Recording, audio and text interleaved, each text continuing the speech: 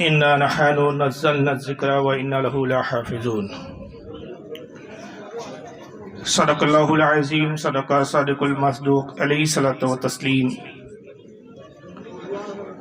إن الله وملائكته يصلون على النبي يا أيها الذين آمنوا صلوا عليه وسلموا تسليما.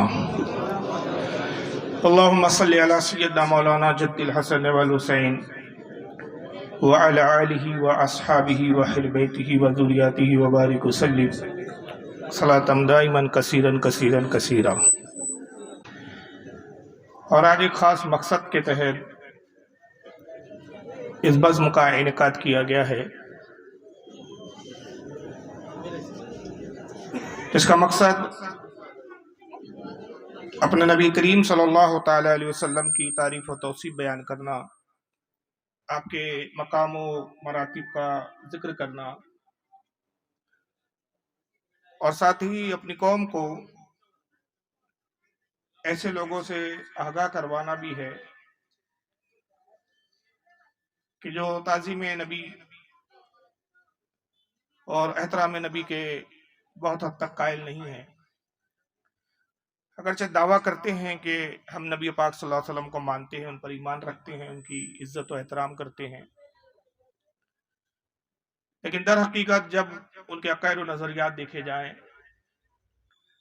تو بات اس کے بالکل برعکس نظر آتی ہے. اس سے قبل کہ میں اپنی گفتگو کا آغاز کروں، مناسب سمجھتا ہوں کہ سب سے پہلے اس بزم کے روح ربا حضرت علامہ مولانا مفتی غلام مصطفیٰ صاحب کا میں شکریہ ادا کروں، ان کے تمام اراکین اور ان کے جتنے متعلقین متوسلین ہیں ان سب کا میں شکر گزار ہوں، ممنون و مشکور ہوں کہ آج کی اس بزم کے لیے انہوں نے مجھے مدعو کیا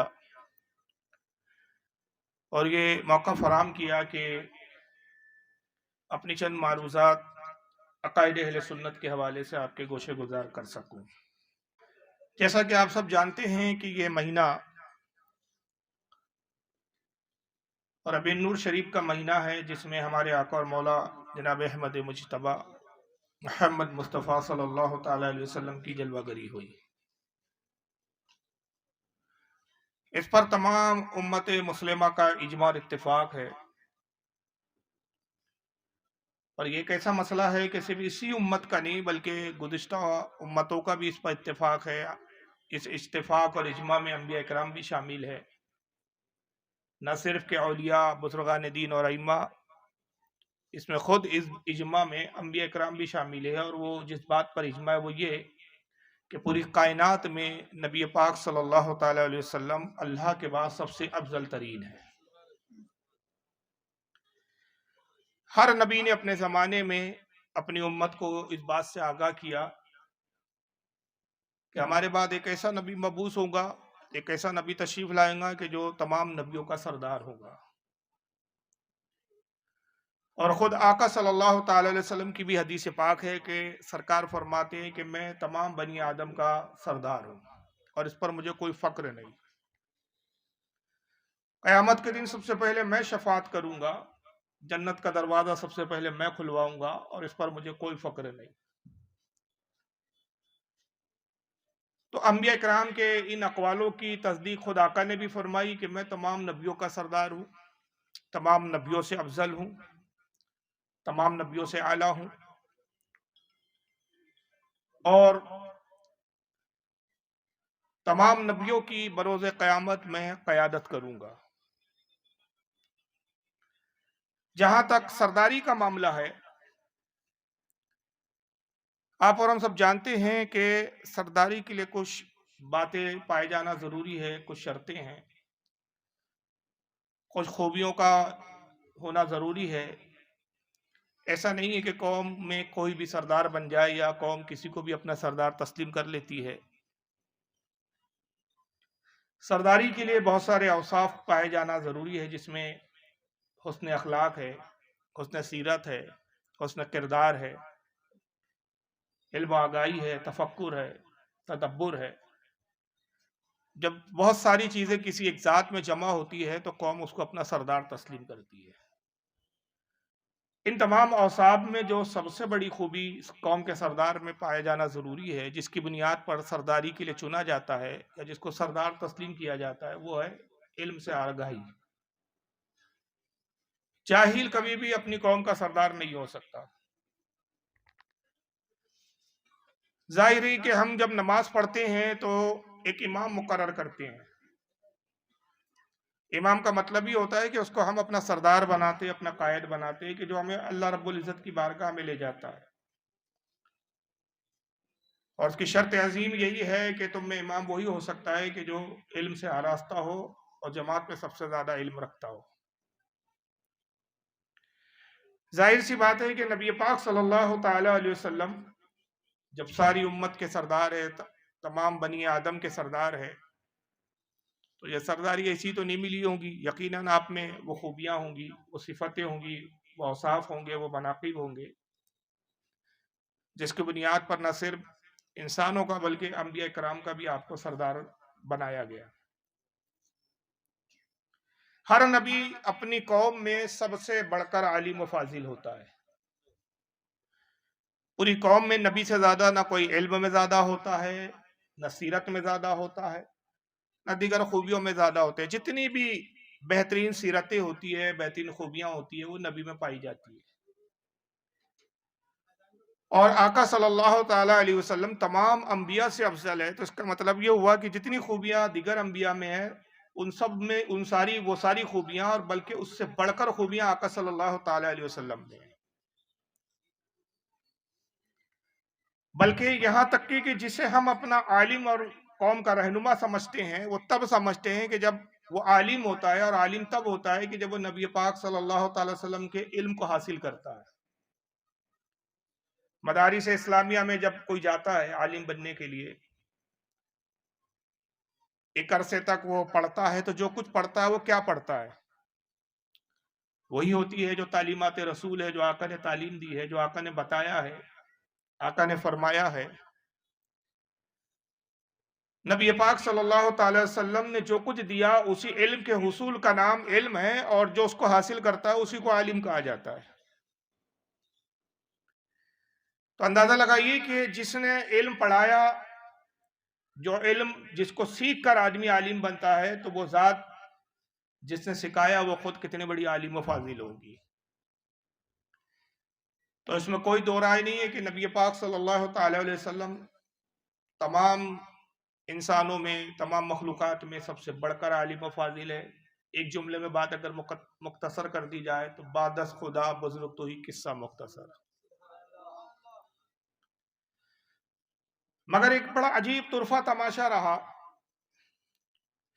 کہ اکثر قومیں اس بنیاد پر گمراہ ہو گئی کہ انہوں نے نبی پاک صلی اللہ تعالی علیہ وسلم کے علم میں خامیاں تلاش کی، اور بڑی حیرانی کی بات ہے کہ وہ اپنے آپ کو عالم کہتے ہیں۔ ان سے صرف یہ سوال پوچھا جائے کہ آپ عالم بنے کب، تو جواب تو یہی ہوگا کہ رسول اللہ کے بتائے ہوئے علم کو سیکھ کر ہی ہم عالم بنے۔ جس کے علم کو سیکھ کر آپ عالم بنے، تو اب آپ اتنے بڑے اپنے آپ کو سمجھ رہے ہیں کہ اسی کے علم میں خامیاں نکال رہے ہیں۔ اور پھر کمال کی بات یہ ہے کہ جو خامیاں نکالتے ہیں ان کے ماننے والے بھی ایک عجیب دیوانے اور پاگل ہوتے ہیں، جاہل ہوتے ہیں۔ پچھلی قوموں سے بھی انہوں نے گئی بیتی ان کی صورتحال ہے کہ بجائے اس کے کہ دیکھتے ہیں کہ بھئی ہمارا مولوی، ہمارا عالم نبی پاک صلی اللہ تعالی وسلم کی صریح توہین کر رہا ہے، آقا کے علم میں خامیاں بتا رہا ہے، آقا کے علم میں نقص پیدا کر رہا ہے، نبی پاک صلی اللہ علیہ وسلم کو گویا نعوذ باللہ من ذالک ان پڑھ اور جاہل ثابت کرنا چاہتا ہے، بجائے کہ ہم اس مولوی کو جاہل ڈکلیئر کر کے اس کا بائیکاٹ کریں، اس پر حکم لگائیں، اس سے توبہ کا مطالبہ کریں، کہ اس کے ماننے والے جولا اس کا دفاع کرنے لگتے ہیں۔ اور جو کچھ جملے اس نے نبی کے بارے میں کہا اسے تو تسلیم کر لیتے ہیں، لیکن وہی جملے اگر اس مولوی کے بارے میں ہم کہہ دیں تو فوراً جواب میں کہہ دیتے ہیں کہ صاحب آپ فرقہ واریت کی بات کر رہے ہو، آپ اختلاف کی بات کر رہے ہو۔ اختلاف کی بات مت کیجئے، محبت اور اتحاد کی بات کیجئے۔ تو آپ نے نبی کے علم میں نقص نکال کر کون سی اتحاد کی بات کی ہے؟ کون سا امت میں آپ نے پیغام دیا اور کون سی امت کو جوڑنے اور مضبوط کرنے کی بات کی ہے؟ میں اس تمہید کو اور زیادہ لمبا کر سکتا ہوں، لیکن چونکہ وقت پہلے ہی زیادہ ہو چکا ہے، یہ جو اس قدر میں نے جو تمہید قائم کی ہے، میرے خیال سے آپ میرا اشارہ سمجھ گئے ہوں گے کہ میرا یہ اشارہ اور یہ میری تمہیدی جو گفتگو ہے، یہ اصل میں اس بیک گراؤنڈ کے لیے تیار میں کر رہا ہوں، یا اس کے لیے میں کہہ رہا ہوں کہ ابھی حال ہی میں بالکل یہ ایشو چل رہا ہے، ختم نہیں ہوا ہے۔ پاکستان کا ایک جاہل زمانہ ہے جس کا نام طارق مسعود ہے، اور جاہل نے ابھی حال ہی میں بس ایک ہفتہ بھی مکمل نہیں ہوا، 3-4 روز کی بات ہے کہ اس نے نبی پاک صلی اللہ علیہ وسلم کے علم پر اعتراض کیا اور نعوذ باللہ رسول اللہ کو ان پڑھ اور جاہل ڈکلیئر کرنے کی کوشش کی ہے، معاذ اللہ۔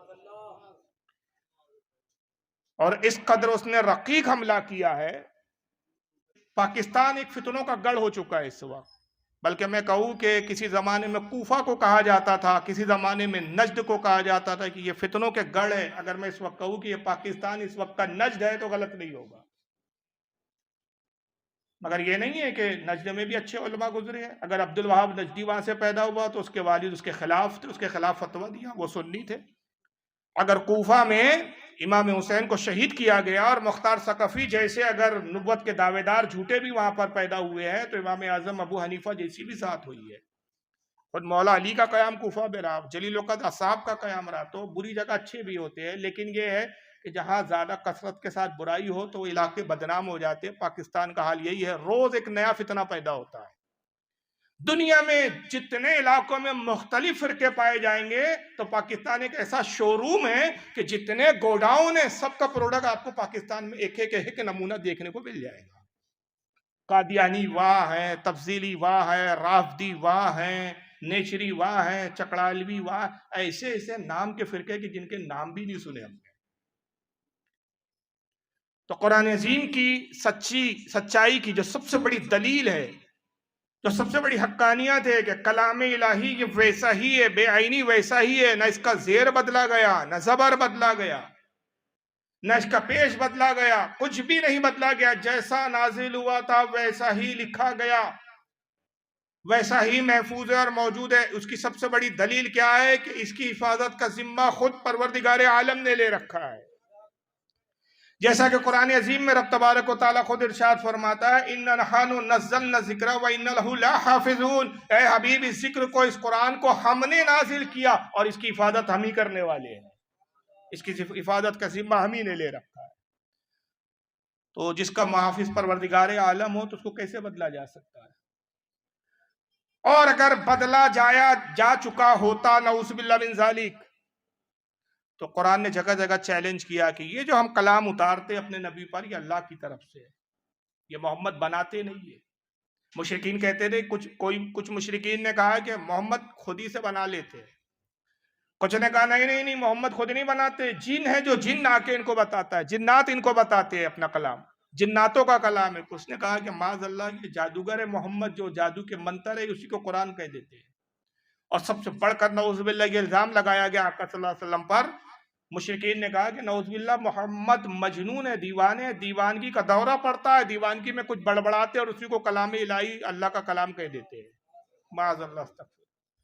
یہ ساری جو بولیاں تھی کہ قرآن کلام الہی کو مشکوک قرار دیا جائے، شک کے دائرے میں لایا جائے، یہ مشرکین اور کفاروں کی بولی تھی، مرتدین کی بولی تھی، مسلمان کی بولی نہیں ہو سکتی۔ اور اس کے جواب میں قرآن عظیم خود دعوے کر کے فرما رہا ہے کہ یہ جو ہم نے اللہ کلام اتارا یہ اللہ کی طرف سے ہے، نہ اس کا زیر الگ ہے نہ زبر ہے، محمد نہ اپنی طرف سے زیر بڑھاتے ہیں نہ زبر، جیسا اترا ویسا ہی محمد پہ اترتا، ویسی محمد تلاوت کرتے ہیں، یہ صرف اللہ کا ہی کلام ہے، اس میں مخلوق کا کوئی دخل نہیں۔ اور اس کو یوں چیلنج بیان کرتا ہے، سورہ بقرہ میں ابتدائی میں دیکھ لیں، اللہ فرماتا ہے کہ وَإِن كُنتُمْ فِي رَيْبٍ مِّمَّا نَزَّلْنَا عَلَىٰ عَبْدِنَا فَأْتُوا بِسُورَةٍ مِّن مِّثْلِهِ وَادْعُوا شُهَدَاءَكُم مِّن دُونِ اللَّهِ إِن كُنتُمْ صَادِقِينَ فَإِن لَّمْ تَفْعَلُوا وَلَن تَفْعَلُوا فَاتَّقُوا النَّارَ الَّتِي وَقُودُهَا النَّاسُ وَالْحِجَارَةُ وَأُعِدَّتْ لِلْكَافِرِينَ۔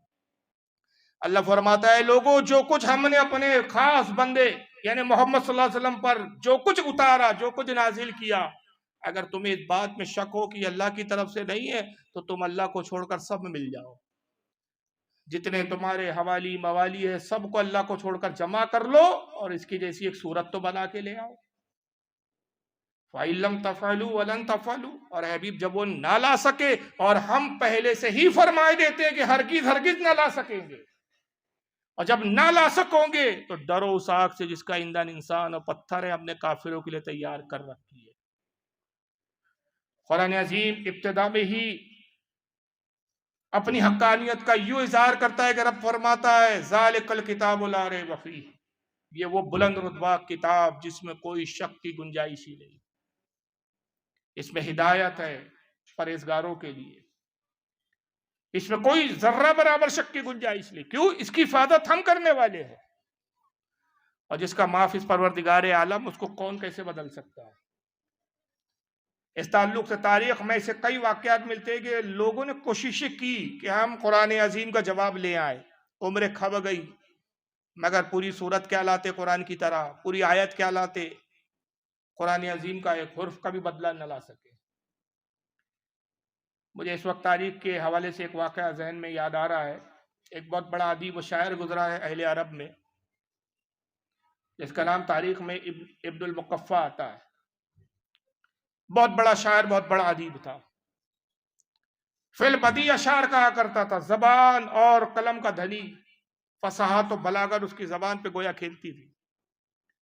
اہل عرب جمع ہوئے، بڑے بڑے عرب کے سردار جمع ہوئے ابن المقفع کے پاس اور کہا تو اتنا بڑا ادیب ہے، اتنا بڑا شاعر ہے، زبان کا دھنی ہے، فصیح اللسان ہے تو، مگر تیری یہ فصیح اللسانی کس کام کی کہ تو قرآن کا جواب نہیں لا سکتا؟ محمد کا رب ہمیں چیلنج کرتا ہے اور تیرے جیسے ادیب موجود ہے، لیکن افسوس کہ ہم قرآن کا جواب نہیں لا سکتے، لہٰذا ہم اس بات کے لیے آئے ہیں کہ تو قرآن کے بالمقابل ایک کتاب لکھ، کچھ کلام لکھ جو قرآن کا جواب ہو سکے۔ ابن المقفع نے اس سے پہلے قرآن پڑھا نہیں تھا، دیکھا نہیں تھا، اس نے کہا کہ کون سی بڑی بات ہے، ایسا کون قادر الکلام ہے جو مجھ سے بہتر کلام کہہ سکے؟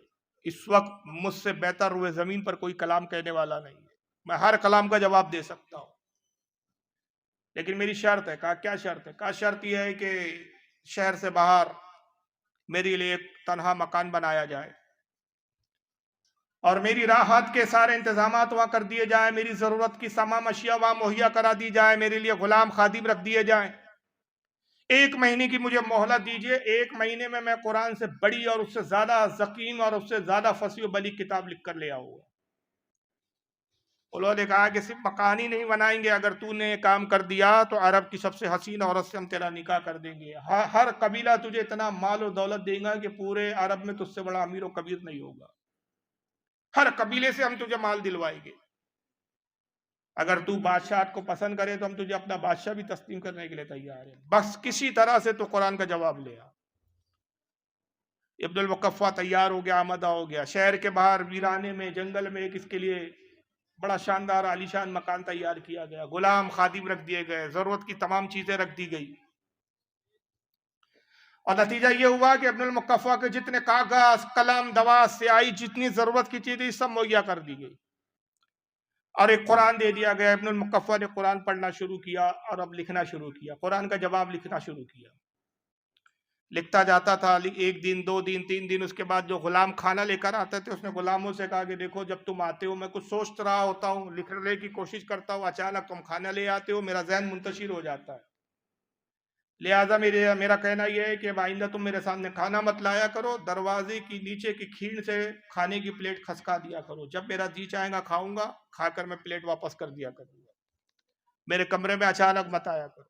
دروازہ یہ کہہ کر بند کر دیا، اندر ہی اس کے حاجت وغیرہ کے انتظامات ہی گویا یہ نہیں کہہ سکتے اٹیچ باتھ روم وغیرہ تھا اس زمانے کے حساب سے، دروازہ بند ہے، غلام اور خادم جاتے، کھانے کی پلیٹ نیچے سے دروازے کی کھینچ سے کھسکا دیتے، پلیٹ جاتی تھی لیکن واپس نہیں آتی تھی پلیٹ، بہرحال دوسرے دن وہ دوسری پلیٹ میں کھانا پروستے، وہ سوچتے شاید اتنی بھی فرصت نہیں کہ بھئی خالی پلیٹ واپس کر دے، کھاتا ہوں گا پلیٹ وہی رکھ دیتا ہوں گا، دن گزرتے رہے، پلیٹیں اندر جاتی رہی لیکن باہر واپس نہیں آتی تھی، اور ادھر اہل عرب ایک ایک دن گن رہے ہیں کہ کہاں وہ پورا مہینہ ہو تاکہ ہم جائیں اور قرآن کا جواب ابن المقفع نے جو لکھا ہے وہ لے آئیں اور مسلمانوں کے سامنے پیش کرے کہ یہ لو ہم قرآن کا جواب لا چکے ہیں۔ چنانچہ یہ ہوا کہ جیسے جیسے 1 مہینہ گزرا یہ سب پہنچے صاحب، دروازہ کھٹکھٹایا، گلابوں نے کہا کہ بھائی کافی عرصے سے دروازہ 2-4 دن ہی بس ہم جاتے رہے، اس کے بعد اس نے حکم دیا دروازہ ہم نے بند کر دیا، پلیٹیں ہم اندر بھیجتے ہیں واپس آتی نہیں ہے، نہ آواز آتی ہے نہ ہٹ آتی ہے، سختی سے تاکید کی، لہٰذا ہم نے جرأت نہیں کی دروازہ کھٹکھٹانے کی، پتہ نہیں زندہ ہے کہ مردہ ہے۔ دروازہ کھٹکھٹایا گیا، آواز دی گئی، آواز نہیں آئی، لوگوں نے شور مچایا، آواز نہیں آئی۔ عرب کے سردار نے کہا معلوم ہوتا ہے کہ یہ مر گیا ہے، دروازہ توڑ دو۔ جب دروازہ توڑا گیا تو اندر کا ایک عجیب منظر تھا، کھانے کی پلیٹیں رکھی ہوئی تھی، کچھ کھایا ہوا تھا، کچھ پلیٹیں ویسی بھری ہوئی تھی، کھانا سڑ کے بدبودار ہو چکا تھا، کمرے میں کاغذوں کا انبار تھا، بہت سارے کاغذ ایسے موڑ موڑ کے، یعنی کچھ لکھا گیا پھر موڑ کے اس کو پھینک دیا گیا، اس طرح کاغذات کے پورے انبار لگے ہوئے تھے، بال بڑے ہوئے تھے ابن المقفع کے، ناخن بڑے ہوئے تھے، کئی مہینوں سے، 2 مہینے سے سمجھ لو نہایا ہی نہیں تھا اس نے، 1 مہینے سے، اور بالکل گندی سندی حالت میں، ہاتھ میں قلم ہے، دیوانوں اور مجنون کی طرح بڑبڑاتا ہے، کاغذ پر کچھ لکھتا ہے، پھر لکھنے کے بعد موڑتا ہے، پھر پھینک دیتا ہے، دوسرا کاغذ لکھتا ہے، پھر بڑبڑاتا ہے، پھر لکھتا ہے، ایک پاگلوں کی طرح حالات ہے، پورا کمرہ کاغذوں سے بھرا ہوا ہے۔ لوگ گئے، اس کو ہلایا ڈلایا، ابن المقفع کیا ہوا، یہ کیا دیوانگی ہے، کیا لکھا؟ کہا کون سی کتاب لائے ہو تم نے؟ میں نے کتاب پڑھا اور اس کے بعد جواب لکھنا شروع کیا، میں نے پڑھا بسم اللہ الرحمن الرحیم، خدا کی قسم میں بسم اللہ کا جواب نہ لا سکا، بہذا کلام البشر، یہ کسی انسان کا کلام ہو ہی نہیں سکتا، زندگیاں کھب جائیں گی، میں بسم اللہ کا جواب نہیں لکھ سکتا۔ بڑے بڑے ادیبوں نے ہاتھ ٹیک دیا، مگر یہ کہتے ہیں کہ نہیں صاحب یہ قرآن اوریجنل نہیں ہے، ڈپلیکیٹ ہے۔ تو انہوں نے تو صاحب انکار کیا، اور جس شخص کی میں نے ابتدا میں گفتگو کی تھی، آئیے اس کا ویڈیو دیکھ لیے کہ وہ بدبخت کیا کہتا ہے۔ اس کا نام ہے طارق مسعود، مردود ہے کمبخت، دیکھیں طارق مردود کیا کہتا ہے، ذرا سنیے۔ اچھا اصل میں اس کا مسئلہ کیا ہے، اب تک کہ سوائے عورتوں اور سیکس کے سوا کوئی بات ہی نہیں کرتا تھا کمبخت۔ اب ظاہر ہے کسی بھاڑ کو لا کے تقریر کرنے بٹھا دوں گے تو ایسی بکواسات کرے گا، وہ چھچورے پنے کرتا ہے، وہ چکے پنے کرتا ہے، ایک چھچورا آدمی ہے تبلیغی جماعت کا، دیوبندیوں کا ایک کارٹون ہے سمجھ لیجئے، سوائے کھانے پینے کی، بریانی کی باتیں، تندوری کی باتیں، مرغی کی باتیں، 4 شادی 5 شادی، اور پورا پتہ نہیں تقریر کرتے وقت بھی اس کی بیویاں اس کی نگاہوں میں گھومتی ہی رہتی ہے، صراط مستقیم پر عمل ہوتا رہتا ہے۔ کون سی صراط مستقیم؟ کتاب ہے بھائی، علماء سمجھ گئے کدھر اشارہ ہے، جس میں ان بدبختوں نے لکھا، ان کے مولویوں نے، مولوی اسماعیل دہلوی نے لکھا کہ نماز میں نبی کا خیال آ جائے، یہ تو گدھے اور بیل کے خیال سے، اب بیوی سے صحبت کرنے کے خیال سے بدتر ہے، اس سے بہتر ہے کہ زنا کا خیال لا لو، بیوی کی صحبت کا خیال لا لو۔ اس کے دماغ میں وہی چلتا رہتا ہے۔ اب آج وہ پتہ نہیں، اس کو لگا کہ آج میں بہت بڑا علم کی بات کر رہا ہوں، تو علم کے چکر میں جاہل کچھ کا کچھ بک گیا۔ سنیے کیا کہتا ہے وہ۔ ڈیفرنٹ، ہمارے نبی صلی اللہ علیہ وسلم کا لباس ڈیفرنٹ، پھر ساری چیزیں جو ڈیفرنٹ ہو تو بھی انسان کسی کو اس لیے فالو کر لیتا ہے کہ بھائی وہ بہت بڑا اسکالر ہے۔ کیا خیال ہے؟ جاپانیوں کو ہم فالو کر لیتے ہیں، ان کی اسپیچز سن لیتے ہیں، یوٹیوب پہ سرچ کر لیتے ہیں، بھائی یہ پڑھے لکھے لوگ ہیں، بھائی سمجھ رہے ہیں، یہ کوئی پی ایچ ڈی اسکالر ہوگا، کوئی سائنٹسٹ ہوگا، کوئی بہت بڑے بڑے اسکالر ہیں۔ ہمارے نبی کے بارے میں پوری امت کا اجماع ہے، بھائی نہ لکھنا جانتے تھے اور نہ پڑھنا جانتے۔ ابے بھائی پھر کیوں فالو کر رہے ہو یار؟ خود بول رہے ہو کہ نہ لکھنا جانتے تھے اور نہ پڑھنا، امی تھے۔ ما تخطہ بیمینک، قرآن کہہ رہے ہیں محمد صلی اللہ علیہ وسلم جو قرآن پیش کر رہے ہیں، ایک لفظ بھی ان کے دائیں ہاتھ نے کبھی نہیں لکھا، ایک لفظ نہیں لکھا۔ جیسے ہی آیت نازل ہوتی، آپ کبھی زید ابن ثابت کو بلا رہے ہیں، کبھی کسی اور صحابی کو بلا رہے ہیں، بھائی لکھو لکھو۔ اور دیکھو ہمارے نبی صلی اللہ علیہ وسلم جب قرآن لکھوایا نا، تو چونکہ آپ لکھنا پڑھنا نہیں جانتے تھے، تو بعض دفعہ کاتب سے گرامر کی غلطی ہوئی لکھنے میں، ہمارے نبی نے اس کی کریکشن نہیں کی، آپ کو نہیں پتا چلا کہ گرامر کے لحاظ سے یہ غلط لکھا ہوا ہے، وہ اب تک اسی طرح لکھا ہوا ہے۔ سمجھ رہے کہ نہیں سمجھ رہے؟ مثال کے طور پر بہت ساری مثالیں اس کی قرآن میں، سورہ اقرا بسم ربک الذی خلق میں کیا آتا ہے؟ کلا لئن لم ینتہی لنسفعا بالناصیہ، اللہ کہتے ہیں اگر یہ کفر سے باز نہیں آئے ہم ان کو پیشانی کے بالوں سے پکڑیں گے قیامت کے دن. تو یہاں ہے لنسفعن. جتنے بھی علماء یہاں بیٹھے ہوئے ہیں ان کو پتہ ہے لنسفعن یہ لام تاکید ہے اور آخر میں نون تاکید ہے. یہ الف کے ساتھ لکھنا گرامر کے لحاظ سے غلط، کیونکہ تنوین ناؤن پہ آتی ہے، سینٹنس پہ یا فعل پہ تنوین کبھی بھی نہیں آتی. سمجھ میں آ رہی ہے بات کہ نہیں آ رہی ہے؟ لیکن یہاں پر کیا ہے، نبی صلی اللہ علیہ وسلم نے پڑھا نا لنسفعن، جبریل آئی آیت لے کے آپ نے اس کو پروناؤن کیا اپنی زبان سے لنسفعن. تو کاتب نے کیونکہ عن میں آواز نون کی آ رہی ہے تو کاتب نے اس وقت لکھ دیا نون کے بجائے الف ڈال دیا جو تنوین کی علامت ہے. یہ گرامر کے لحاظ سے 100% کیا ہے؟ مسٹیک. یہ گرامر کے لحاظ سے 100% کیا ہے؟ مسٹیک. یہ گرامر کے لحاظ سے 100% کیا ہے؟ مسٹیک. آپ کبھی بھی عربی میں سینٹنس پہ تنوین نہیں ڈالو گے.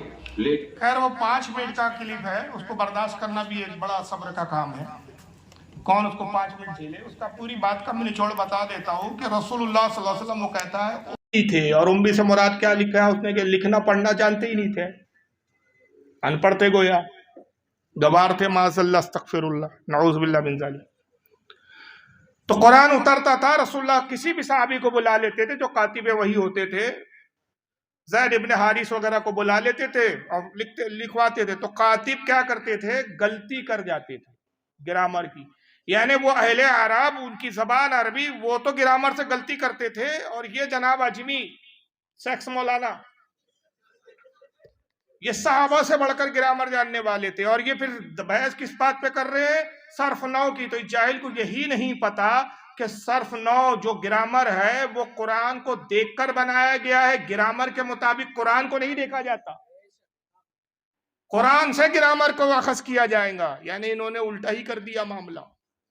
ماں سے اولاد پیدا ہوئی، یہ انہوں نے اپنی ماں کو خود پیدا کر دیا. یہ ماں سے نہیں پیدا ہوئی، یہ والی بات ہو گئی ہے. وہ تو صحابہ غلطی کر جاتے تھے، کاتب غلطی. اچھا چلو ایک صحابی جو لکھ رہا تھا اس نے غلطی کی، تو پورے عرب میں کیا تمام صحابہ عربی سے پیدل تھے؟ یہ ایک عربی دا پیدا ہو گئے. کسی صحابی کے سمجھ میں نہیں آئے کہ بھائی یہ الفاظ تو ایسا گرامر کے حساب سے یا تنوین نہیں آنا چاہیے. نصفن کا وہ جملے پہ اس نے مثال دی ہے. اور چونکہ نبی ان پڑھ تھے، معاذ اللہ پڑھے لکھے نہیں تھے، لکھنا بھی نہیں آتا تھا، پڑھنا بھی نہیں آتا، تو آپ کو پتہ ہی نہیں چلتا تھا کہ بھائی میں نے جو کہا وہ کیا لکھا گیا، صحیح لکھا گیا کہ غلط لکھا گیا. تو حضور نے اس کی اصلاح کی نہیں. چنانچہ قرآن میں آج تک وہ غلط جیسا کا ویسا موجود ہے اور غلط ہی چل رہا ہے. اب یہ 1400 سال کے بعد علامہ دہر آ گئے صاحب، علامۃ الدہر، جو اب قرآن کی غلطیاں بتا رہے. اور گویا اب جب یہ ویڈیو آیا تو اس کی جماعت کے لوگوں نے بھی اس کو بظاہر لعنت بھیجی، کیونکہ یہ بہت ساری گستاخی تھی، ایسی گستاخی تھی کہ جس کی تعویل کرنا بھی ان کے لیے بڑی مشکل ہو گئی. حالانکہ بہت سارے بے غیرت اس کی سپورٹ کر رہے ہیں، اس کا دفاع کر رہے ہیں، لیکن جو تھوڑے کچھ جس میں ہلکی پھلکی تھوڑی بہت غیرت تھی، انہوں نے بھی سوچا کہ یار یہ تو کھلی قرآن کی توہین ہے، یہ کھلی قرآن کی تحریف ہے، تحریف کا اعتراف ہے، اقرار ہے، اعلان ہے کہ معاذ اللہ قرآن جو ہے موجودہ قرآن محفوظ نہیں ہے. تو ان کو خود شرم آئی تو اس کو توبہ کا مطالبہ کیا. تو اس نے بھی حال میں توبہ بھی کیا، تو اس میں بھی بڑی کنڈیشن کہ ایسا ہے تو ایسا اور ایسا ہے تو ویسا. یعنی دل سے توبہ آج بھی اس نے نہیں کیا. حالانکہ سب سے پہلی بات کہ جو اس نے امی سے جو مراد لیا ہے، قرآن میں رسول اللہ کو امی کہا گیا ہے، تو امی سے اس نے کیا مراد لیا کہ رسول اللہ بے پڑھے لکھے تھے. حالانکہ ہم امی سے مراد اہل سنت یہ نہیں لیتے. ہم کیا لیتے ہیں؟ وہ ذات جو اللہ کے علاوہ کسی سے نہ پڑھی ہو. رب تبارک و تعالیٰ نے اپنے محبوب کو پڑھایا. کیوں؟ کیونکہ قرآن عظیم کی دوسری صورتیں، دوسری آیتیں اس بات کی تائید کرتی ہے کہ محبوب صلی اللہ علیہ وسلم کو سکھانے والا کون ہے؟ اللہ تعالیٰ. رسول کو کسی نے نہیں پڑھایا، اس لیے کہ دنیا میں اگر کوئی حضور کو پڑھاتا تو وہ حضور کا استاد کہلاتا، تو نبی سے وہ افضل ہو جاتا، نبی پر اس کا احسان ہوتا. اور خالق کائنات نے اپنے نبی پر کسی کا احسان نہیں رکھا. اس لیے رسول اللہ کا معلم کون ہے، پڑھانے والا کون ہے؟ پروردگار عالم، جیسے قرآن عظیم میں اللہ فرماتا ہے الرحمن، وہی رحمان ہے، علم القرآن، جس نے اپنے محبوب پر قرآن نازل کیا، خلق الانسان، انسانیت کی جان محمد کو پیدا کیا، علمہ البیان، اور اس کو کلام کرنا سکھایا۔ ایک دوسرے مقام پہ فرمایا وَعَلَّمَكَ مَا لَمْ تَكُنْ تَعْلَمْ، اے حبیب ہم نے ہر چیز وہ سکھا دی جو آپ نہیں جانتے تھے، ہم نے سکھایا جو آپ نہیں جانتے۔ اور خود رسول اللہ باخدا پڑھنا بھی جانتے تھے، لکھنا بھی جانتے تھے۔ حضرت امیر معاویہ رضی اللہ تعالیٰ عنہ سے حدیث ہے، فرماتے ہیں کہ جب میں کتابت کرتا رسول اللہ کی تو حضور نے مجھے بتایا کہ میں میم کو کیسے لکھوں، نون کو کیسے لکھوں، کاف کو کیسے لکھوں۔ حضور صلی اللہ علیہ وسلم مجھے تاکید فرماتے تھے کہ میم ایسا لکھو کہ اس کو پیٹ کھلا رکھو، میم کو ملا ہوا نہ لکھو، پیٹ بھرا ہوا نہ لکھو، اس میں دائرے کی شکل میں میم کو لکھو۔ اگر آپ لکھنا نہیں جانتے تھے، حروفوں کی پہچان نہیں تھی، تو آپ یہ تعلیم کیسے دے رہے ہیں؟ ہمارا عقیدہ اہل سنت کا یہ ہے کہ اللہ تعالیٰ نے اپنے محبوب کو لکھنا بھی سکھایا، پڑھنا بھی سکھایا، کیونکہ کوئی جاہل ایک قوم کا، ایک سماج کا، ایک محلے کا سردار نہیں ہو سکتا۔ تو اگر معاذ اللہ نبی ان پڑھ ہوتے، جاہل ہوتے، تو تمام انبیاء کے سردار کیسے ہوتے؟ اور جس قرآن کی آیت کا اس نے ایک ٹکڑا پڑھا اور جس سے اس نے یہ استدلال کر رہا ہے کہ حضور لکھنا نہیں جانتے تھے، حالانکہ وہی آیت سے ثابت ہوتا ہے کہ رسول اللہ لکھنا بھی جانتے تھے، پڑھنا بھی جانتے تھے، اسی آیت سے۔ میں بھی پڑھوں گا انشاءاللہ، لیکن پہلے میں ایک تھوڑی سی عشق کی بات کر لوں کہ امی سے مراد ہمارے علماء نے یہ لیا کہ حضور صلی اللہ علیہ وسلم کو پڑھانے والا کون ہے؟ اللہ رب العزت۔ اعلیٰ حضرت سے کسی نے پوچھا کہ سرکار کیا لکھنا نہیں جانتے تھے؟ تو اعلیٰ حضرت ایسی ہی امام عشق و محبت نہیں بنے۔ علماء عشق میں کہا یہ کیسے ہو سکتا ہے کہ جو تمام انبیاء کا سردار ہو، جو سب سے افضل ترین ہو، وہ جاہل ہو کہ لکھنا پڑھنا نہ جانتا ہو؟ بے شک میرے آقا پڑھنا بھی جانتے تھے، لکھنا بھی جانتے تھے، مگر آقا نے لکھا نہیں، اور لکھا اس لیے نہیں کہ آقا اگر لکھتے تو کیا لکھتے؟ اللہ کی تعریف و توصیف لکھتے، اللہ کی حمد و ثنا لکھتے۔ تو آقا کو گوارا نہ ہوا کہ میں اللہ کی تعریف لکھوں، کلام اوپر ہو اور نام الہی، نام اللہ اس کے نیچے لکھا ہوا ہو۔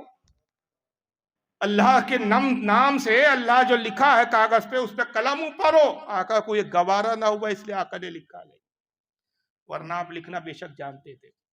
اب آئیے قرآن عظیم کی دلیل لے لیجیے آپ۔ جس آیت کا ایک ٹکڑا پڑھا، پوری آیت کیا ہے؟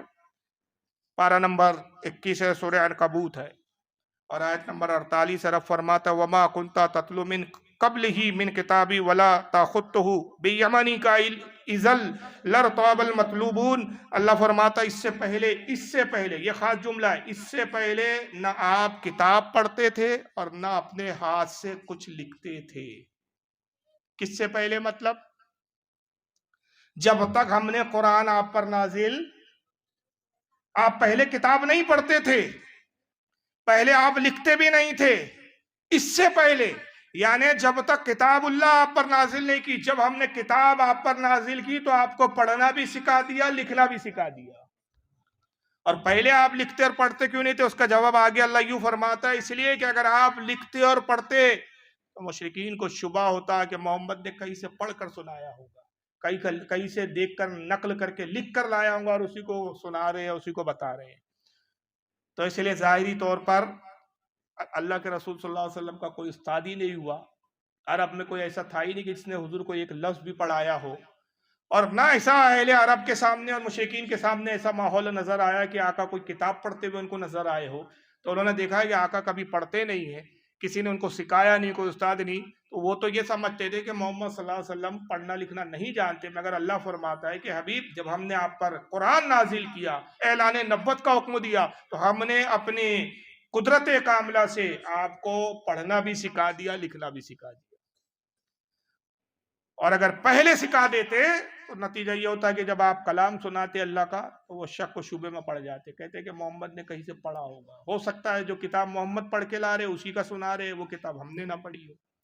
تو ان کے پاس یہ تھا کہ یار محمد تو پڑھے ہی نہیں، اس کا مطلب محمد صلی اللہ علیہ وسلم جو کہہ رہے وہ اللہ کی ہی طرف سے کہہ رہے ہیں۔ اچھا، یہ پہلی گستاخی نہیں، اب اس کے بہت سارے ہمدرد کہہ رہے ہیں اس وقت طارق مسعود کے کہ بھائی معافی تو مانگ رہا ہے، حالانکہ وہ جو معافی نامہ کا اس کا ویڈیو آیا ہے وہ ایسا آیا ہے کہ ایسا لگ رہا ہے معافی نہیں مانگ رہا ہے، گویا وہ रंगदारी कर रहा है, एहसान कर रहा है कि भैया माफी मांग रहा हो, बस हो गया, चुप हो जाओ, ज्यादा बोलना नहीं, माफी मांग रहा हो, ऐसी माफी मांग रहा है। हालांकि ये इतना बदतरीन गुस्ताख है कि इसकी आदत में शामिल है कि ये हमेशा से गुस्ताखी करता आ रहा है। इससे पहले भी एक मर्तबा ये गैर मुकल्लिद से मुनाजरा कर रहा था, वहां मुफस्सरीन की इसने गुस्ताखी की, जरा वो वीडियो सुनिए इसका।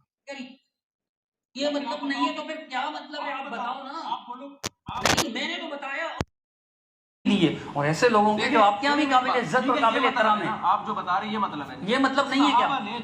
नहीं ये मतलब नहीं है मुफ्ती साहब, क्या ये मतलब नहीं है? नहीं ये मतलब नहीं है, जो फिर क्या है बताइए, इससे कोई ताल्लुक ही नहीं। ये सारे मुफस्सिरीन ने गलत मतलब बयान किया। एक मिनट ठहरिएगा मुफ्ती साहब, एक मिनट ठहरिएगा प्लीज, एक मिनट ठहरिएगा। अगर इसका ये मतलब नहीं है, जिन मुफस्सिरीन ने ये मतलब बयान किया उन्होंने गलत बयान किया। देखो भाड़ में जाए मुफस्सिरीन जो है ना, एक तरफ ये तो आप ज्यादती कर रहे हैं, जज्बाती हो गए, आप जज्बाती हो गए, एहतराम के खिलाफ है ये जुमला। एहतराम की बात क्या कर रहे हैं आप? मुफस्सिरीन की तरफ मुझे लेकर आ रहे हो यार, एक एक बात। वो इधर वाला गैर मुकल्लिद है, इधर वाले मौलाना सेक्स है, इसका नाम ही यही है भाई, जो है वो सही नाम। आप हंसिए मत उस पर, सिवाय शख्स के कोई बात ही नहीं करता हराम को मिंबर पे बैठ के। औरतों से माजरत, क्योंकि मैं इसलिए कह रहा हूँ कि खवातीन इसको इंटरनेट पे देखे भी नहीं, थूकेंगी, बोलेंगी कि इसको औरतों के सिवा कुछ सोचता नहीं कि इस हरामखोर को। 4 शादियां करके रखी और 5वीं की तलाश में है, बोल 4 ही पे रोक दिया, वरना और होती तो और करता मैं। शादियों का ही चस्का है उसको, हरामखोर को। पता नहीं कहाँ से पैदा हुआ, कैसी पैदावार है, अल्लाह जाने। वो गैर मुकल्लिद से मुनाजरा करना है, उसने किसी हवाले में मुफस्सिर की कोई तफसीर बताई होंगी मुफस्सिरीन की, वो कह रहा है भाई मैंने मुफस्सिरीन का कौल बयान किया, मुफस्सिरीन ने इससे ये मुराद ली है।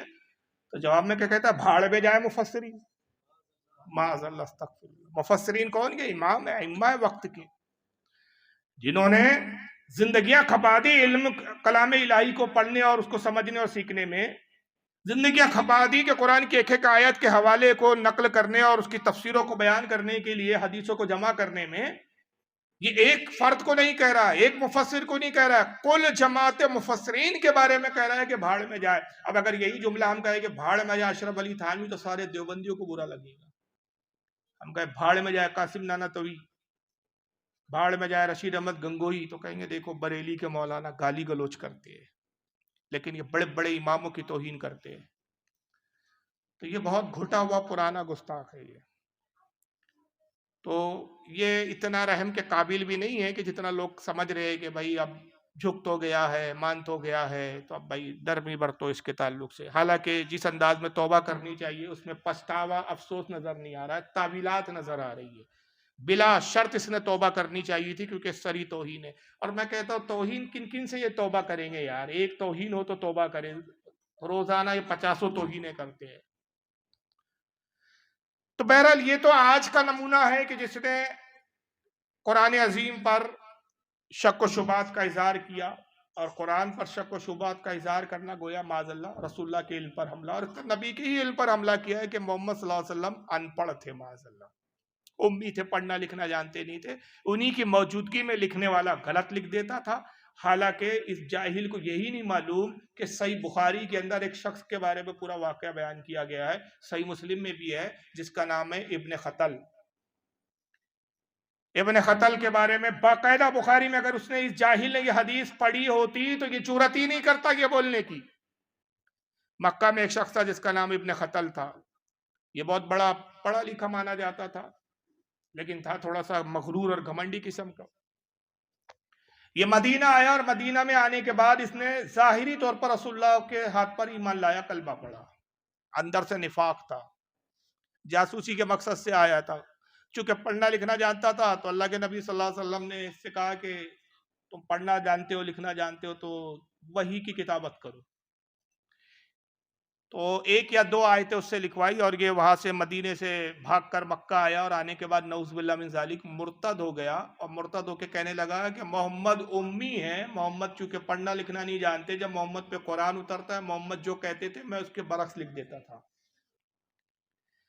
देखिए ये बोली, पता चला ये मुनाफिकों और मुशरिकों की बोली है, जो आज 1400 साल के बाद ये ईमान का ठेकेदार और ईमान का दावेदार बोल रहा है। इब्न खतल ने भी वही कहा, جب یہ بات آقا صلی اللہ علیہ وسلم تک پہنچی تو آقا نے فرمایا جھوٹ کہتا ہے ابن خطل، خدا کی قسم قرآن کا نہ زیر بدلنے کی اس میں طاقت ہے، نہ زبر بدلنے کی طاقت ہے، قرآن عظیم کی حفاظت پروردگار عالم نے اپنے ذمہ پر لی ہے، جیسا نازل ہوتا ہے ویسا ہی اللہ تعالیٰ میری زبان سے جاری فرماتا ہے اور ویسی اس کی کتابت ہوتی ہے۔ مگر چونکہ اس بدبخت نے ابن خطل نے بہت بڑا دعویٰ کیا تھا، مکہ فتح ہوا، آقا صلی اللہ علیہ وسلم جب مکہ میں داخل ہوئے، بڑے بڑے جو اس وقت آپ کے دشمن تھے آپ کی بارگاہ میں معافی کے لیے حاضر ہوتے، یا رسول اللہ ہم نے آپ کو پریشان کیا تھا، ستایا تھا، تکلیفیں دی تھی، سرکار آج ہم گزارش کرتے کہ آج آپ ہمیں معاف فرما دیں۔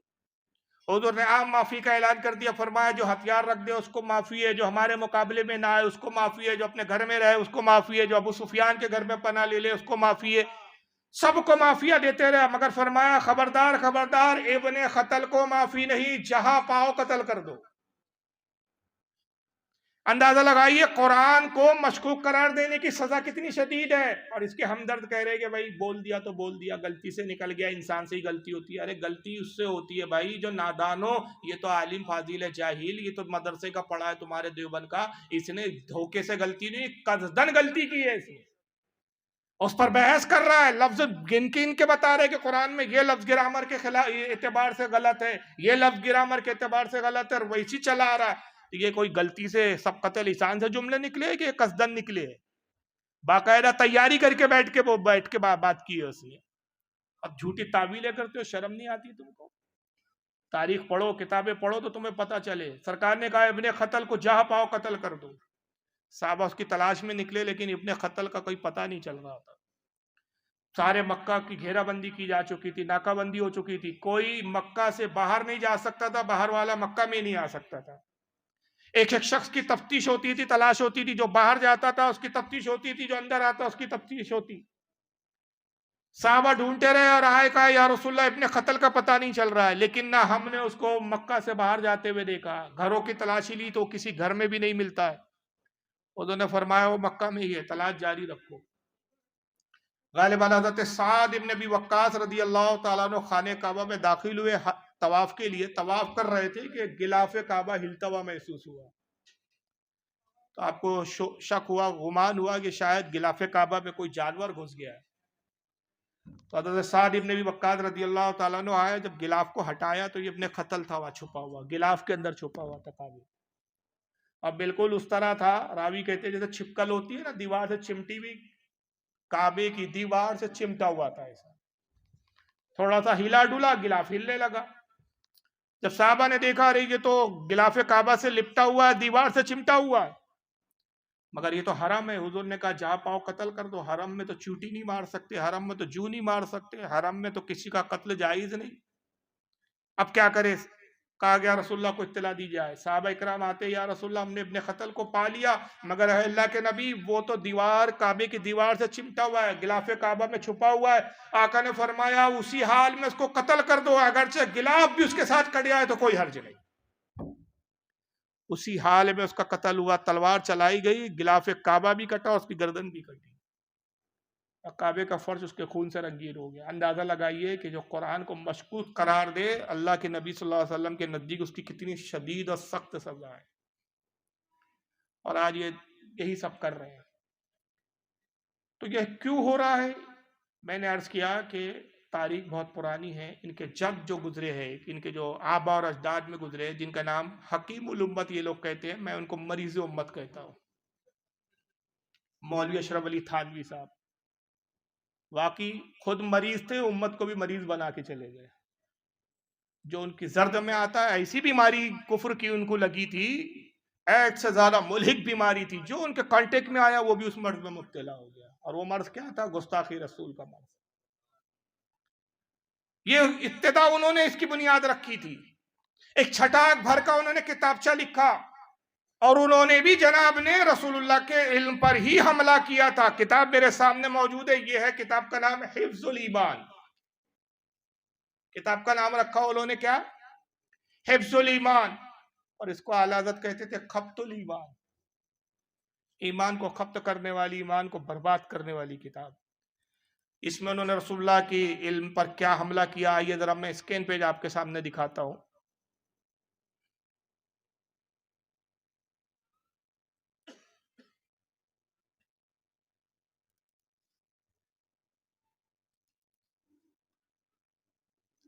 یہ دیکھیے، یہی وہ کتاب ہے جو ہاتھ میں ہے اور اسکرین پہ دکھ رہی ہے، چھٹاک بھر کا بھی وزن نہیں ہے اس کا، 32 صفحے کا کل رسالہ ہے یہ۔ اصل میں ہوا یہ کہ مولوی اشرف علی تھانوی صاحب سے ایک سوال پوچھا گیا۔ سوال یہ پوچھا گیا کہ زید ایک شخص ہے، تو زید کا عقیدہ یہ ہے کہ رسول اللہ صلی اللہ علیہ وسلم کو علم غیب اللہ نے عطا کیا۔ علم غیب کی دو قسمیں ہیں، ایک ہوتا ہے بالذات اور دوسرا ہوتا ہے باواسطہ۔ بالذات یعنی ذاتی، جس کو کسی نے دیا نہ ہو، کسی نے عطا نہ کیا ہو، تو وہ علم جو ہے وہ اللہ کو ہے، کہ اللہ کو کسی نے علم دیا نہیں، سکھایا نہیں، اللہ کا علم اس کا ذاتی علم ہے۔ اور رسول اللہ کو جو علم غیب ہے وہ باواسطہ ہے، کہ اللہ تعالیٰ نے اپنے نبی کو علم غیب عطا کیا ہے۔ اور یہی عقیدہ اہل سنت کا ہے کہ حضور کا علم غیب کیسا ہے۔ بات سمجھ میں آ رہی ہے نا آپ لوگوں کے؟ یہ اختلاف کی میں بنیادی وجہ بتا رہا ہوں۔ اصل میں بہت سے لوگ کہتے ہیں نا کہ بھائی یہ کیا دیوبندی سنی وہابی کے جھگڑے ہیں، یہ آخر مولانا لوگ اسی کو کیوں لے کر دوڑتے رہتے ہیں۔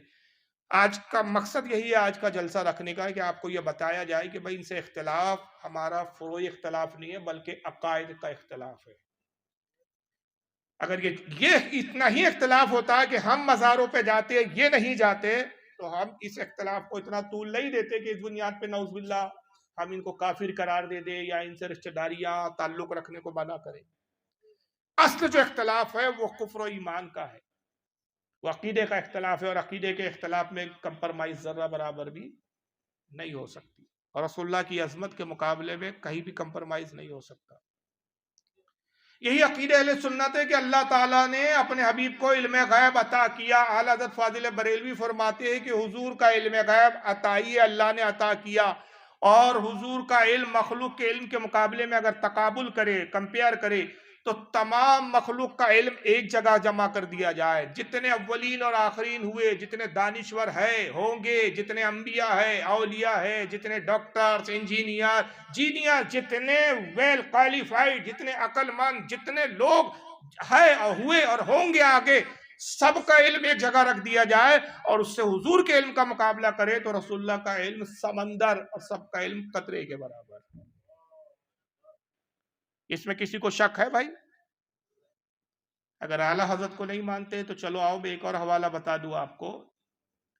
حضرت شہاب الدین سہروردی رحمۃ اللہ تعالی ان کی کتاب ہے عوارف المعارف، اور اسی بات کو سرکار غوث اعظم نے بھی فتح الغیب میں لکھا ہے۔ تو غوث پاک کو تو مانوں گے آپ، شیخ شہاب الدین سہروردی کو تو مانوں گے؟ اگر سنی ہو تو ان کو مانیں گے، ان کی بات بھی ہم مانیں گے۔ یہ فرماتے ہیں کہ اللہ تعالیٰ نے عقل کو پیدا کیا، اللہ نے عقل کو پیدا کیا، پھر عقل کے 100 حصے کیے، ایک حصے کے 22 حصے کیے، 22 میں سے 21 حصے اولیاء کو عطا کر دیے، اور 22 میں سے جو ایک بچا وہ تمام امت میں پھیلا دیا۔ سمجھ میں آ رہا ہے کتنے حصے کیے عقل کے؟ 100 حصے، 100 میں سے ایک حصہ لیا، پھر اس ایک حصے کے 22 حصے کیے، 22 میں سے 21 اولیاء اکرام کو دیے، اور جو ایک حصہ بچا تھا، 22 میں سے ایک جو بچا وہ ساری امت میں پھیلا دیا۔ اب اسی حصے میں ڈاکٹر بھی بن رہے ہیں، انجینئر بھی بن رہے ہیں، سائنٹسٹ بھی بن رہے ہیں، عالم بھی بن رہے ہیں، فاضل بھی بن رہے ہیں، وہ اس ایک حصے میں۔ اور وہ جو 99 حصے تھے، ایک کے تو 22 ہو کے پوری مخلوق میں پھیلائے، 99 حصے اس نے اپنے محبوب محمد صلی اللہ علیہ وسلم کو عطا فرما دیے۔ ساری مخلوق کا علم جمع کر دو تو ایک حصہ بنے، اس کے مقابلے میں نبی کا کتنا ہے؟ 99۔ حضور سے بڑھ کر کوئی نہ علم میں ہو سکتا ہے، نہ عقل میں ہو سکتا ہے، نہ دانش میں ہو سکتا ہے۔ مگر یہ علم کیا ہے؟ اعلیٰ حضرت کہتے ہیں رسول کو اللہ نے عطا کیا۔ اللہ کے علم کے مقابلے میں اگر رسول کا علم لو تو اللہ کے علم کروڑوں سمندر، اللہ کا علم کروڑوں سمندر تصور کرے تو رسول کا علم قطرے کے برابر بھی نہیں۔ یہ ہے عقیدہ اہل سنت، اعتدال والا عقیدہ، درمیانی عقیدہ، ہدایت والا عقیدہ. مگر اشرف علی تھانوی سے جب یہ سوال ہوا اس کتاب میں، کسی نے سوال پوچھا کہ بھائی زید ایک شخص ہے اور زید یہ کہتا ہے کہ میں علم غیب رسول کا تو مانتا ہوں لیکن باواسطہ مانتا ہوں، یہ میں عقیدہ رکھتا ہوں کہ اللہ نے حضور کو علم دیا. حضور کا علم ذاتی نہیں ہے، خود سے نہیں ہے، اور اللہ کا علم ذاتی ہے. تو اس بارے میں زید کا عقیدہ کیسا ہے؟ تھانوی صاحب نے بڑا لمبا چوڑا جواب دیا، اور جو ایک جملہ لکھا ہے انہوں نے صفحہ 15 پر، یہ جملہ رسول اللہ کی صریح توہین تھا. اسی بنیاد پر ان پر حکم شرع نافذ کیا گیا، مگر فوراً نہیں کیا گیا. میں آگے اس کی تفصیل سناتا ہوں. مولوی اشرف علی تھانوی اس کا جواب جو دیتے بڑی گاڑی اردو میں دیتے ہیں، اور ہوتا یہ ہے کہ اکثر لوگ یا تو پڑھتے نہیں ہے کتاب، کسی کے ہاتھ سے چڑھ جائے یہ کتاب، یا پڑھے تو سمجھ نہیں پاتے، تو کہتے یار جیسا مولوی لوگ بتاتے ہیں ویسا تو اس میں لکھا ہی نہیں ہے.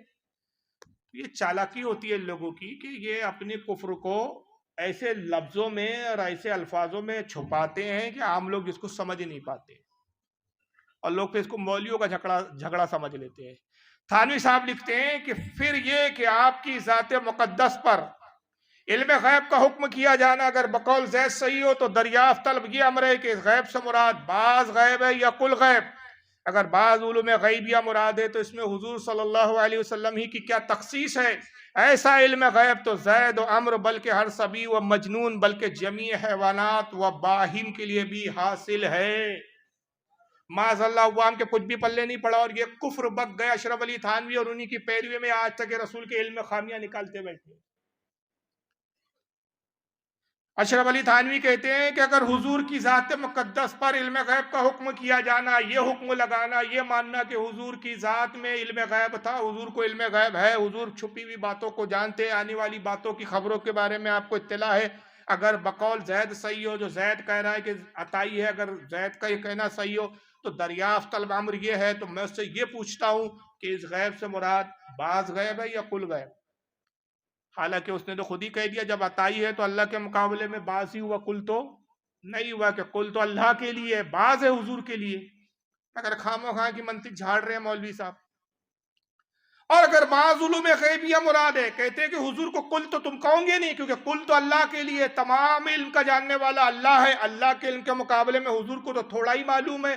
تو جب اگر حضور کو تھوڑا ہی علم ہے، بعضی علوم غیبیہ مراد ہے اس سے، تو اس میں حضور صلی اللہ علیہ وسلم کی کیا تخصیص، پھر اس میں حضور کی کیا خصوصیات؟ ایسا علم غیب جیسا نبی کے تھوڑا جانتے ہیں، ایسا علم تو زید یعنی جو پوچھ رہا ہے اس کو خود ہے، امر یعنی ایک تیسرے شخص کو بھی ہے، بلکہ ہر صبی یعنی ہر بچے کو، مجنون یعنی پاگل، بلکہ جمیع حیوانات و باہم ہر دو ٹانگ کے جانور، ہر دو ٹانگ سے چلنے والے، ہر زمین پر رینگنے والے سب کو اس طرح کا علم حاصل ہے.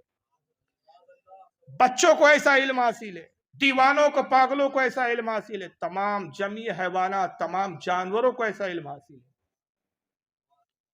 13 سال اعلیٰ حضرت فاضل بریلوی نے ان سے خط و کتابات رکھی. 13 سال تک اعلیٰ حضرت مطالبہ کرتے رہے کہ مولوی صاحب یہ رسول اللہ کی توحید کی ہوئی ہے، یہ سرکار کے علم غیب پر آپ نے زید و بکر کے علم سے تشبیہ دے کر نبی کے علم کی توہین کی ہے، کہ کیا معاذ اللہ اللہ نے اپنے نبی کو ایسا ہی علم غیب دیا جیسے جانوروں کو ہے، جیسے چار پیر سے چلنے والے باہم یعنی 4 پیر چلنے والے جانوروں کو ہے، جیسے ایک پاگل اور دیوانے کو ہے، جو دیوانہ اور پاگل بڑبڑاتا ہے، ایسا علم نبی کو ہے. یہ تو نبی کی توہین ہے علم کی، اور نبی کے علم کی توہین کے ساتھ ساتھ یہ اللہ کی بھی توہین ہے. گویا کہ معاذ اللہ آپ کہتے ہیں کہ اگر حضور کو اللہ نے یہ عطا کیا ہے، بعض ہی غیب ہے اور بعض تو عطا ہے، تو یہ معاذ اللہ اللہ نے وہی علم دیا جو ایک جانور کو دیا اتنا ہی نبی کو دیا. 13 سال اعلیٰ حضرت فاضل بریلوی کو سمجھانے کی کوشش کرتے رہے، لیکن اس فرقے میں توبہ ندارت ہے. ختم اللہ علی قلوبہم کی منزل پر ہے. یہ لوگ مر جاتے لیکن ایسے اڑتے کہ توبہ نہیں کرتے آخر تک. اور نتیجہ کیا ہوا؟ 13 سال تک جب نہیں مانے تو مجبور ہو کے اعلیٰ حضرت فاضل بریلوی نے پھر ان پر حکم کفر لگایا. عرب کی سرزمین پر پہنچے اور علماء عرب و عجم، عرب کے اور عجم کے جو جید علماء تھے وہاں، شافعی المسلک، مالکی المسلک، حنبلی المسلک، ان علماء اور مفتیان اکرام جو اس وقت کے بڑے بڑے عالم فاضل اپنے وقت کے جید عالم اور امام تھے، ان کے سامنے ان کی باتوں کو رکھا کہ دیکھو یہ رسول کے علم کے بارے میں یہ کہتے، اب کیا ان پر حکم ہے؟ متفقہ طور پر अरब व अजम के उलमा ने इन पर हुक्म लगाया, मन शक्का फी कुफ्रिही व अज़ाबिही फ़क़द कफ़र, जो इनके कुफ्र और अजाब में शक करे वो भी काफिर है। असल में इख्तलाफ इन बातों को लेकर है कि नऊज़ुबिल्लाह ये रसूलुल्लाह के इल्म की तौहीन करते हैं, और ये रिवायत आज तक चली आ रही है। मैं एक आपके सामने वीडियो दिखाता हूँ, ये मौलवी महराज रब्बानी है, जरा ये खुद क्या कहते हैं जरा सुनिए। नऊजुबिल्लाह, बल्कि यहां तक कहा गया है, औजुबिल्लाह, मैं कहता हूं ये तो शेर हो ही नहीं सकता। लेकिन अपने नादानों ने, अपने जालिमों ने किस तरह से शेख अब्दुल कादिर जिलानी को बदनाम किया। कहते हैं कि शेख अब्दुल कादिर जिलानी फरमाते हैं कि रायतु बिलादिल्लाह जमा कखरदलतिन अला हुक्म इत्तिसाली, मैं अल्लाह के शहर को और दुनिया को ऐसे देख रहा हूं जैसे अपनी हथेली पे राई के दाने को मैं देख रहा हूं मुसलसल, इस तरह से मैं देखता हूं। औजुबिल्लाह अस्तगफिरुल्लाह। यहाँ तो हमारे नबी हजरत मोहम्मद रसूलुल्लाह सल्लल्लाहु अलैहि वसल्लम का आलम क्या था। आप सल्लल्लाहु अलैहि वसल्लम, अल्लाह के रसूल सल्लल्लाहु अलैहि वसल्लम को अपने पीठ पीछे का भी इल्म नहीं था। अल्लाह के रसूल सल्लल्लाहु अलैहि वसल्लम को दीवार के पीछे का भी पता नहीं था कि इसके पीछे कौन है, क्या कर रहा है, क्या नहीं कर रहा है कि नहीं। ये है वो इख्तिलाफात कि भाई नबी के बारे में इतने घिरे घिरे इस्तेमाल करते हैं माज़अल्लाह के रसूलुल्लाह सल्लल्लाहु अलैहि वसल्लम को अपने दीवार के पीछे का इल्म नहीं, अपने पीठ के पीछे की खबर नहीं कि मेरे पीठ के पीछे क्या हो रहा है क्या नहीं। और इब्तिदा उसने कहां से की वो शायद आप समझे नहीं होंगे, कुछ अहले इल्म जो जानते हैं वो समझ गए होंगे। दर हकीकत उसने इब्तिदा यहाँ से की कि हजरत शेख अब्दुल कादिर जिलानी सरकार गौसे आजम रज़ी अल्लाह तआला अन्हु का एक कसीदा है, इसका नाम है कसीदे गौसिया, कसीदे खमरिया भी कहते हैं। ये गौसे आजम ने खुद अपने कलम मुबारक से लिखा है, एक इल्हामी कसीदा है जिसमें अल्लाह के इल्हामात जो उन पर हुए, अल्लाह ने जो हुक्म दिया कि अब्दुल कादिर जो मकाम और मर्तबा मैंने तुझे अता किया उसका इज़हार कर। तो सरकार गौसे आजम ने अरबी अशारों में मकाम का इज़हार किया है, उसमें ये एक शेर कहते हैं गौसे आजम, उसमें का एक शेर है, नजर तो इला बिलादिल्लाहि जमा। वो राय तो पढ़ रहा था, राय तो नहीं हो, नजर तो है। नजर तो इला बिलादिल्लाहि जमा का खरदलतिन अला हुक्म इत्तिसाली। गौसे आजम कहते हैं मैं अल्लाह के तमाम शहरों को ऐसे देखता हूं जैसे मेरे हथेली में राई का दाना रखा हुआ हो। तो ये अब इनके पेट में दर्द हो गया, भाई ये गौसे आजम ने ऐसा कैसे दावा कर लिया। तो इन्होंने सीधा क्या कहा, शेख अब्दुल कादिर जिलानी का शेर हो ही नहीं सकता।